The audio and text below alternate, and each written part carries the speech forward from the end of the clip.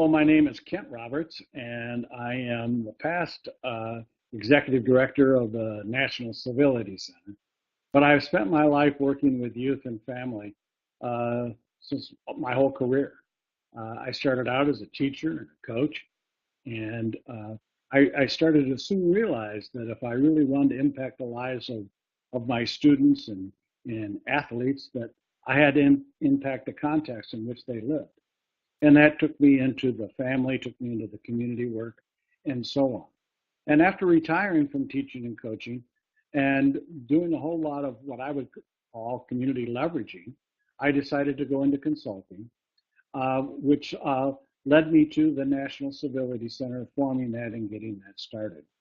With the simple idea that communities and people can do many things that can help positively impact family and youth. And so that's what I've spent my life doing. I like to say that instead of coaching just high school athletes, now I'm coaching communities. So that's what I'm doing now. And I've been involved in this work now for almost 50 years.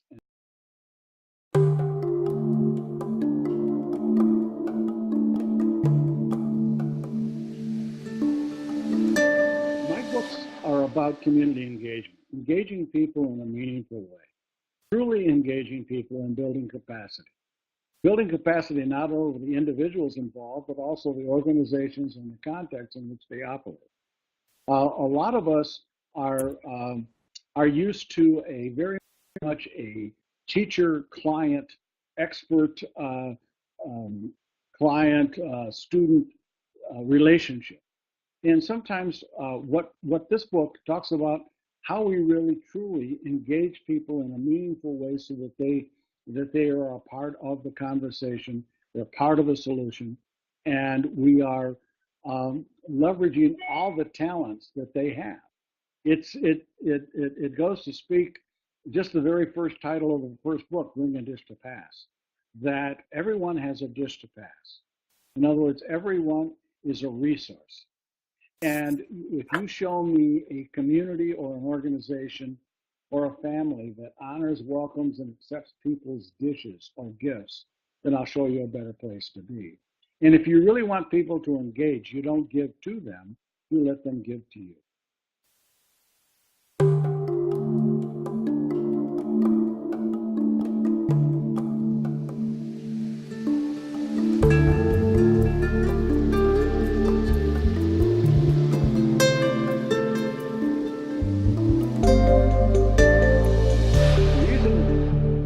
The books were published in the first place is that they were to really kind of stimulate and be a catalyst for ideas. A lot of people have never looked in the broader sense of a community context. And to be able to relate stories and be able to apply principles of engagement and other different things will help them along their journey of being more intentional about building community.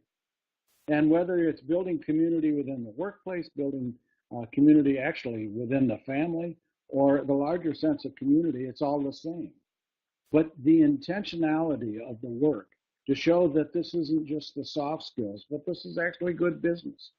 And that there's rhyme to reason to why we do that. And both books tell stories and give ideas that can serve to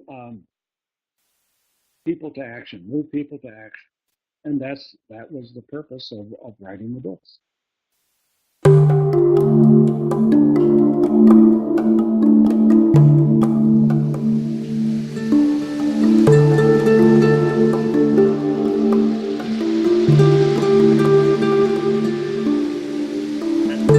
Change is possible. And that we all are resources. And we are all agents of change. It amazes me is that when people become engaged and they realize this, it makes a huge difference in their life. But I think that a lot of times people don't feel that they are of value, that they have anything to give. And I believe they do.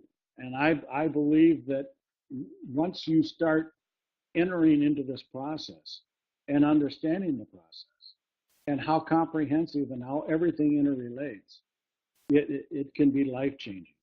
And at the very personal level, no matter if we really don't even make the changes that we really want within our organization or communities, it can be very fulfilling just as an individual to understand all this.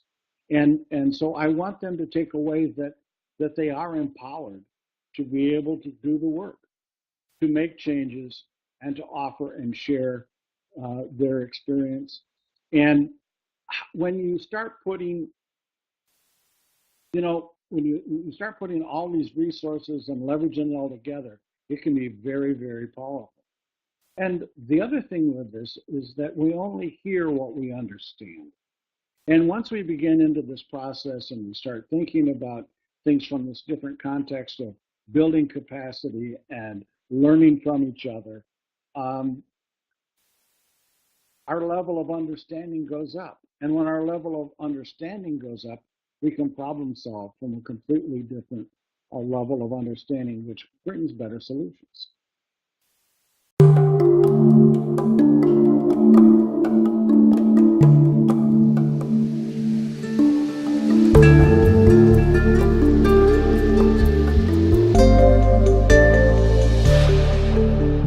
Message of our books, again, is empowerment of self, and that it starts with you, and then it moves on into the larger community or organization. And you need to be able to look at yourself in a way and see yourself and understand the value of whatever small gift that you have. It's like a mosaic, and and your piece may be small or it may be large, but when it fits in and when it moves forward, we really create something that is very beautiful and is life-changing and altering. We must change the context and improve the context of where we live and work and play and all those other things. And you need to be a part of it.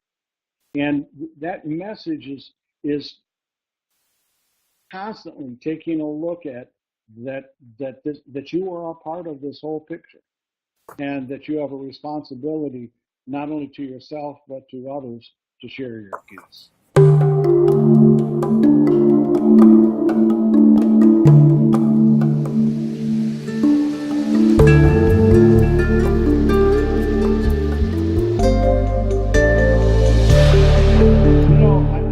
I think it's the individuals who read it. I was very successful in my career in teaching, coaching, working with others. But I always felt like I had more to give. I always felt like there was something missing.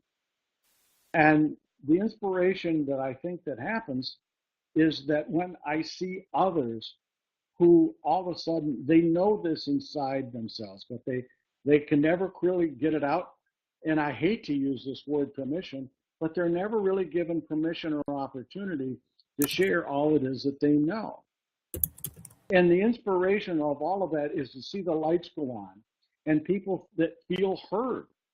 So the people who engage in this work, and as they do the work, and as they start reaching out and going through the engagement exercises and the things that start happening within communities, to me, the inspiration is the light that goes on in their eyes when they really feel listened to.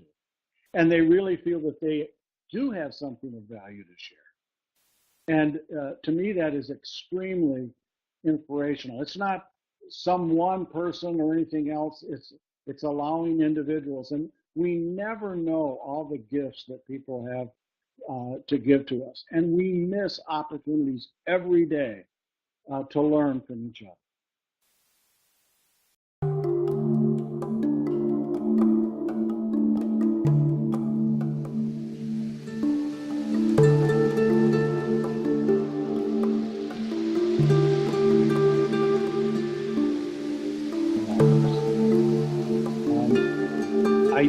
I think that I learned a long time ago, it's not what I know.